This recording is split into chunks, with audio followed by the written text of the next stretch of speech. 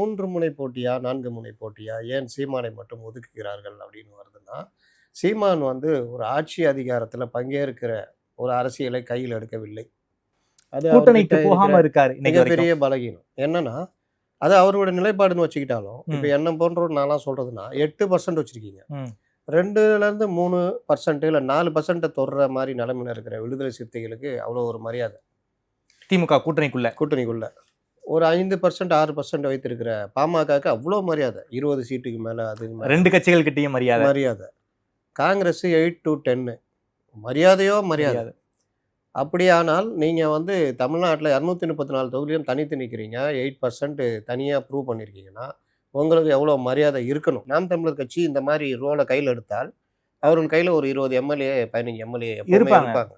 அத அவர் எடுக்க மாட்டேன். நான் தனியா தான் நிப்பேன். திராவிட கட்சிகள், இன அழிப்பு கட்சி, மதவாத கட்சின்னு அவரு அந்த ஸ்டாண்ட் எடுத்துட்டு போறதுனால, இவர்களுக்கு என்ன ஒரு இயற்கையாகவே ஊடகங்கள் மற்றவர்கள் என்னன்னா, இது ஒரு கட்சி இது எப்படி இருந்தாலும் இவங்க வந்து எதுவும் பண்ண போறதில்ல. 8% வாங்கிட்டு போறாங்க.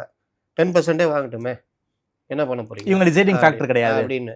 இன்னும் சிலர் இந்த கொஞ்சம் தன்னை பெரிதாக நினைத்துக்கொண்டு, தென்னகத்துடைய பிரசாந்த் கிஷோர் மாரி நெனச்சுட்டு சில பேர் பேசுறாங்க. என்னன்னா, இவங்க வந்து தேர்தல்ல ஜெயிக்க போறாங்களா? இவங்க வந்து ஒரு முனை போட்டின்னு நம்ம சொல்றதுக்கு, மும்முனை போட்டி தான் அப்படின்றாங்க. அப்ப நான் என்ன கேட்கிறேன், மும்முனை போட்டியில ஒருத்தர் தானே ஜெயிப்பாரு. ஆமா. மீதி 2 பேர் தோத்து தான் போவாங்க. அப்ப ஒரு முனை போட்டின்னு சொல்லிட்டு போயிடலாமா?